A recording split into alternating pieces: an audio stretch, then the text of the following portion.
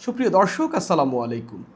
নির্বাচনের অল্প কয়েকদিন আগে জামাত জোটে যোগ দিয়েছিল এনসিপি এবং একসঙ্গে নির্বাচন করেছিল এবং এনসিপি জামাত জোটে যোগ দিয়ে মোটামুটি লাভবানও হয়েছে। ৬টি আসনে তারা জয়লাভ করেছে। তবে যখন তারা জোটে যোগ দিয়েছিল এটা নিয়ে ব্যাপক সমালোচনা হয়েছিল।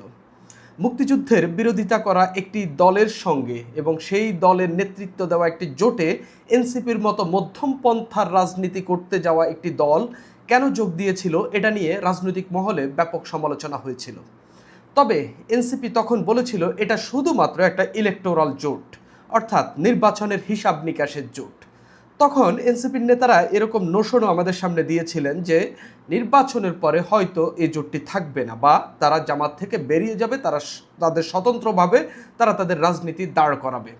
কিন্তু আমরা দেখলাম নির্বাচন শেষ হলো, 2 মাসের মতো হয়ে যাচ্ছে, এনসিপি এবং জামাত একসঙ্গে টিকে রয়েছে, অর্থাৎ একসঙ্গে তারা এখনও রাজনীতি করছে। একে অপরের পরিপূরক হিসাবে এখন পর্যন্ত তাদেরকে দেখা যাচ্ছে, সংসদেও মিলেমিশে একে অপরের কথা বলছে। এখন এর মধ্যেও অনেকেই দেখতে পাচ্ছেন এই জোটে ভাঙ্গন আসন্ন, অর্থাৎ এই জামাত জোট থেকে এনসিপি যে কোনো সময় বেরিয়ে যেতে পারে। আমিও জামাতের সঙ্গে এনসিপির বেশ কিছু ইস্যু দেখতে পাচ্ছি এবং যেখান থেকে মনে হচ্ছে যে এনসিপি এই জোটটি থেকে খুব সম্ভবত বেরিয়ে যাবেন, সেটার বেশ কয়েকটি গ্রাউন্ড আমার কাছে রয়েছে।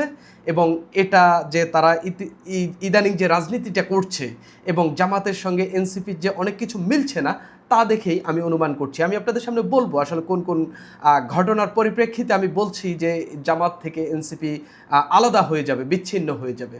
তবে এনসিপি একটা জিনিস আন্ডারস্ট্যান্ড করতে পারছে, সেটা হলো জামাত উপরে এক ভেতরে আরেক। যেমন ধরেন যে এই যে জামাত উপরে এক ভেতরে আরেক, সেটার একটা বড় উদাহরণ হতে পারে এই যে জুলাই সনদে যে স্বাক্ষর, সেই স্বাক্ষরের আগের দিন পর্যন্ত আমরা দেখেছি জামাত বলছিল তারা স্বাক্ষর করবে না, ওইটা না মানলে তারা স্বাক্ষর করবে না, ওইটা না মানলে তারা স্বাক্ষর করবে না।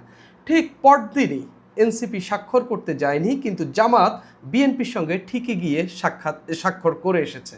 আবার ধরেন নির্বাচনের আগে জামাত 5 দফায় তাদের যে 8 দলীয় জোট শুরুর দিকে ছিল তারা আন্দোলন করেছিল, সেই আন্দোলনের ফল না পেয়েও তারা নির্বাচনে অংশগ্রহণ করেছিল। তারা বলেছিল এই 5 দফা যদি পূরণ না হয় তাহলে তারা নির্বাচনে যাবে না, কিন্তু আমরা দেখলাম তারা পিআর পদ্ধতির নির্বাচন চেয়েছিল, কিন্তু সেটা পূরণ হয়নি, তারপরেও তারা নির্বাচনে গিয়েছিল। অর্থাৎ জামাত আসলে যা করতে চায় তা আসলে প্রদর্শন করতে পারে না, আবার যা প্রদর্শন করে তা আসলে তারা ভেতরে ধারণ করে না। এটা তাদের উপরে এক ভেতরে আরেকের যে সমালোচনা, সেটারই একটা বহিঃপ্রকাশ। এরকম আরও ঘটনা আছে, শত শত ঘটনা আছে, আমি সেদিকে না যাই। এনসিপির সঙ্গে জামাতের এখন কি ইস্যু বা জামাত এনসিপির মধ্যে কি দ্বন্দ্ব নতুন করে তৈরি হচ্ছে দেখেন। জামাত দীর্ঘদিন ধরে রাজনীতি করে বাংলাদেশে এবং বিএনপির চেয়েও পুরনো দল। একটা বাংলাদেশের স্বাধীনতার বিরোধিতা তো করেছে, এর আগে থেকেই তারা বাংলাদেশে রাজনীতি করছে জামাত ইসলামী বাংলাদেশ নামে, কিন্তু তারা এখন পর্যন্ত তারা সংসদীয় কাঠামো কী, তারপরে সংসদে কিভাবে কথা বলতে হয়, তারপরে বাংলাদেশের সংবিধান, দীর্ঘদিন ধরে যে সংবিধানের মধ্য দিয়ে বাংলাদেশের রাষ্ট্রটি পরিচালনা হচ্ছে, সেই সংবিধানের পার্ট তাদের মধ্যে ভালো নেই। তো জামাতের হাতে যে বিরোধী দল হয়েছে, প্রথমবারের মতো জামাত বিরোধী দল হয়েছে এবং সংসদের অন্যতম গুরুত্বপূর্ণ ভূমিকায় তারা পৌঁছেছে, তাদের হাতে বাস্তবে এখন কোনো রাজনীতি নাই। এই যে বিএনপি সরকারকে যে এই সব কিছুর মধ্যেও যে চ্যালেঞ্জ করতে পারে, সেই চ্যালেঞ্জ করার মতো গ্রাউন্ড জামাত এখন পর্যন্ত তৈরি করতে পারেনি। এনসিপি এটা স্পষ্টত দেখতে পাচ্ছে। নির্বাচনের পর গণমুখী এখন পর্যন্ত কিছুই করতে পারেনি, জনগণকে কনভিন্স করতে পারবে, জনগণের সামনে বিএনপির ভুল ধরিয়ে দেওয়া বা জনগণের সামনে সরকার যে আসলে ঠিকভাবে পরিচালিত হচ্ছে না, সরকার যে কী ভুল করছে, এই যে ধরেন সংবিধান সংস্কার পরিষদ গঠন নিয়ে যে বিএনপি আপার হ্যান্ডে রয়েছে, বিএনপি মানুষকে বুঝিয়ে ফেলেছে যে হচ্ছে এটা আমাকে সংবিধান অ্যালাউ করছে না, কিন্তু জামাত এখন পর্যন্ত এটা বুঝাইতে পারে নাই যে হচ্ছে জামাতের লোক ছাড়া সাধারণ জনগণকে কিন্তু বুঝাইতে পারে নাই যে এই গণভোটেরটা আসলে বাস্তবায়ন হওয়া উচিত, এটা কিন্তু জামাত বুঝাইতে পারে না। কিন্তু বিএনপি ঠিকই মানুষকে বুঝাতে পেরেছে যে হচ্ছে এটা আসলে সংবিধান অ্যালাউ করে না। বরঞ্চ জামাত বিএনপির কাছে সংসদে তুলোধুনো হচ্ছে, যেখানে বিএনপিকে জামাত তুলোধুনো করার কথা ছিল, কিন্তু জামাত বিরোধী দল হিসাবে কতটা দুর্বল সেটা ধীরে ধীরে প্রকাশ পাচ্ছে এবং এনসিপিও সেটা অনুধাবন করতে পারছে। এটা গেল একটা পয়েন্ট, এনসিপি আসলে জামাতের উপর ভরসা হারিয়ে ফেলার যে কারণ, তার মধ্যে একটা কারণ। সংবিধান সংস্কার পরিষদ গঠনে জামাত সংসদে বিএনপিকে বাধ্য করতে পারেনি। জামাতের যে জোটের যে সংসদ সদস্য একেবারে কম না, ৭৭ জন। বিএনপিকে বাধ্য করা আসলে খুব সহজও না, কিন্তু জামাত আসলে তীব্র কোনো চ্যালেঞ্জই তৈরি করতে পারেননি। বরং সংবিধান সংস্কার পরিষদ নিয়ে জামাতের আমিরের আবেদনের পরিপ্রেক্ষিতে বা নোটিশ দেওয়ার পরিপ্রেক্ষিতে যে 2 ঘন্টার ডিবেট হয়েছে, সেই ডিবেটে স্পষ্টত ভালো কোনো গ্রাউন্ড তুলে ধরতে পারেনি। বরং আইনমন্ত্রী, স্বরাষ্ট্রমন্ত্রী মিলে জামাত বা বিরোধী দলের যে কথাবার্তা বা যে ডিবেট, সেটাকে একেবারে ধরাশায়ী করে ফেলেছেন। সংসদে যে ওয়াকআউটটি হয়েছে আমরা দেখলাম, সম্ভবত বুধবারে ওয়াকআউটটি হয়েছে, যেদিন সংসদের 2 ঘন্টা ডিবেট হলো এই সংবিধান সংস্কার পরিষদ গঠন নিয়ে জামাত আমিরের নোটিশের পরিপ্রেক্ষিতে। এরপর দিন তারা ওয়াকআউট করেছে। এটাও এনসিপির পরামর্শে হয়েছে বলে আমি জানতে পেরেছি। অর্থাৎ জামাত যে আসলে কি করবে সংসদে, সেটা এখন পর্যন্ত তারা খুব ভালো করে বুঝে উঠতে পারেনি। বিএনপি সংবিধান সংস্কার পরিষদ করবে না, এটা তারা স্পষ্ট করেছে। তবে বিএনপি একটা প্রস্তাব দিয়েছে, সেই প্রস্তাবটা হলো সংবিধান বিষয়ক সংসদীয় কমিটি গঠন করা যায় কিনা। জামাত আমির এটাতে এক ধরনের সায়ও দিয়েছেন, যেটা আবার আইনমন্ত্রীও বলেছেন যে জামাত আমির এটাতে মত দিয়েছেন। তিনি বলেছেন 50-50 করার জন্য, যে সংবিধান সংসদীয় কমিটি যেটা করার কথা বলা হচ্ছে, এটা 50-50 করার কথা তিনি একটা বক্তব্যে বলছিলেন, যে এই কমিটিতে 50-50 করা যায় কিনা। অর্থাৎ জামাতের ৭৭ জন এমপি হলেও বা জামাত জোটের ৭৭ জন এমপি হলেও আর হচ্ছে বাকিগুলা বিএনপি এবং তাদের স্বতন্ত্ররা হলেও 50-50 করার কথা বলছেন। তিনি যখন 50-50 করার কথা বলছেন, ঠিক তার পেছনে বসা হাসনাত আবদুল্লাহ এভাবে করে মাথা নাড়াচ্ছেন। মানে তিনি কোনোভাবে এটা মানতে পারছেন না।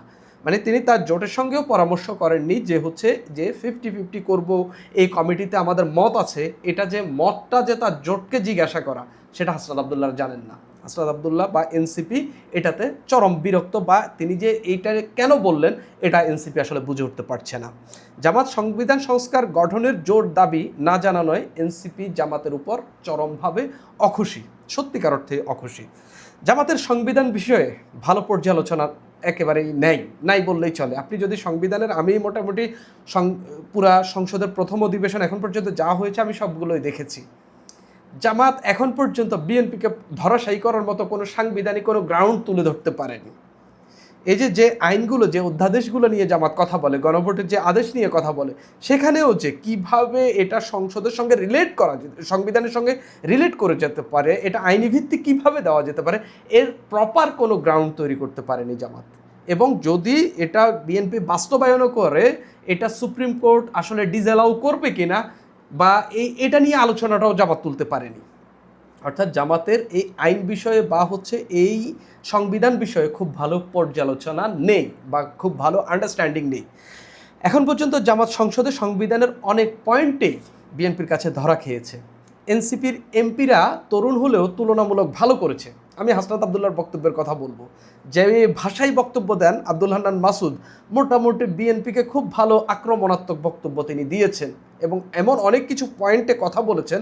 আমি আমার এই চ্যানেলেই বলেছিলাম হাসনাত এই আব্দুল হান্নান মাসুদের এই বক্তব্যের জবাব বিএনপিকে দেওয়া উচিত, এবং না দিতে পারলে আসলে আব্দুল হান্নান মাসুদ বিএনপিকে খুব এমন কিছু কথা বলেছেন যেগুলো এনসিপি বা হচ্ছে জামাতকে বা তাদের জোটকে আপার হ্যান্ডে রাখবে।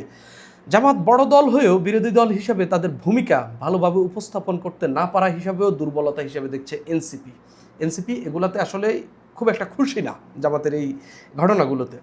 জামাত সরকারের সঙ্গে লেয়াজু করে কোনো রকমভাবে 5 বছর কাটিয়ে দিতে চাচ্ছে আন্দোলন না করে, যেটা এনসিপি একদমই পছন্দ করছে না। সেটা কিভাবে আমি একটু বলি। যেমন সংসদের ডেপুটি স্পিকারটা বিরোধী দলকে দেওয়ার কথা ছিল এবং জামাত এটা নিতে চেয়েছিল আমার জানা মতে। এনসিপির বিরোধিতার কারণেই এটা নিতে পারেনি।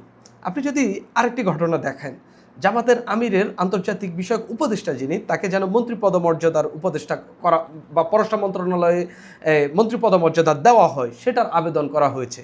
এনসিপি এটা একেবারেই ভালোভাবে নেয়নি এই দুটি ঘটনা। ডেপুটি স্পিকারের পদটা জামাত নিতে চাওয়া এবং হচ্ছে তার এই আমিরের যিনি উপদেষ্টা তাকে হচ্ছে এই মন্ত্রী পদমর্যাদা দেওয়ার যে আবেদন, সেটা এনসিপি ভালোভাবে নেয়নি। রাজপথের যে আন্দোলন, এটা আমি 6 নম্বর পয়েন্ট বলছি। এনসিপি বিএনপিকে গণভোটের রায়ের পথে হাঁটানোর জন্য রাজপথে আন্দোলনের কথা বলছে। আপনি যদি আসিফ মাহমুদ সজীব ভুঁইয়ার সর্বশেষ সময় টেলিভিশনের টক শো দেখেন, সেখানে তিনি বলছেন রাজপথের আন্দোলনের কথা।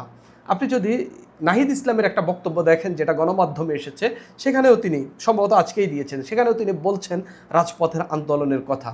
কিন্তু জামাত এখনই আন্দোলনে নামতে চাচ্ছে না এবং এখনই এটা নিয়ে আসলে মাঠ গরম করতে চাচ্ছে না।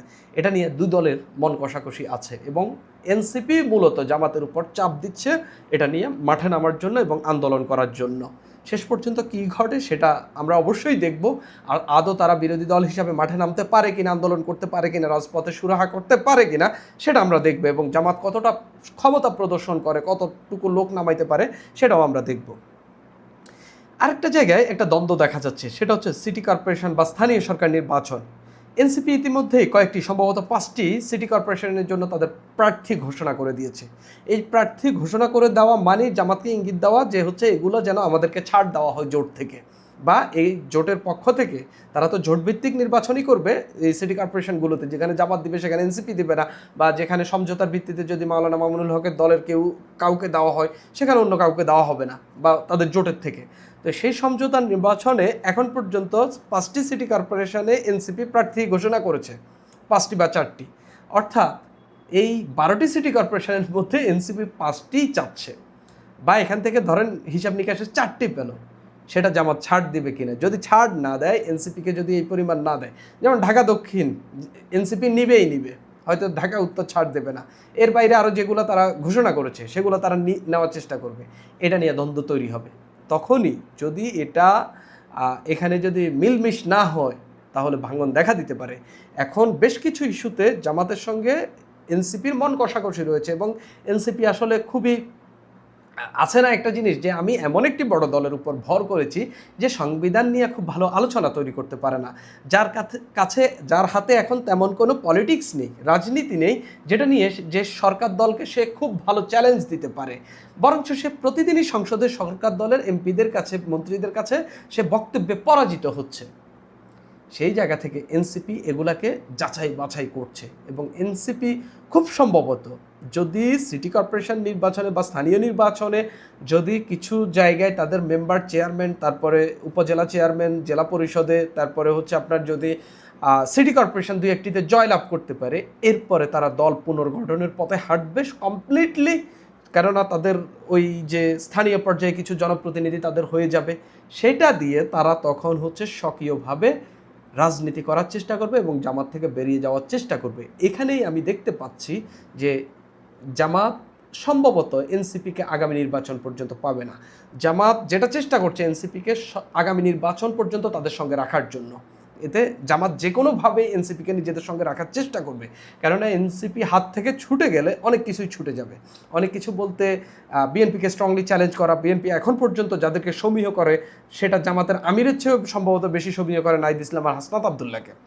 কেননা তাদের অভ্যুত্থানে যে ভূমিকা, এখনও তাদেরকে বাংলাদেশের তরুণরা যেভাবে পছন্দ করে, তাদের যে পলিটিক্যাল স্ট্যান্ড এবং সব কিছু মিলিয়ে, অর্থাৎ জামাত চাইবে না তাদেরকে হাতছাড়া করার জন্য। তবে এনসিপি বেশ কিছু বিষয়ে জামাতের উপর চরম থাকে না, খুবই মন খারাপ, খুবই মন কষাকষি চলছে তাদের মধ্যে ভেতরে, যেটা আসলে স্পষ্টত দেখা যাচ্ছে না এবং এখান থেকেই দলের ভাঙন হতে পারে কেউ বলছেন।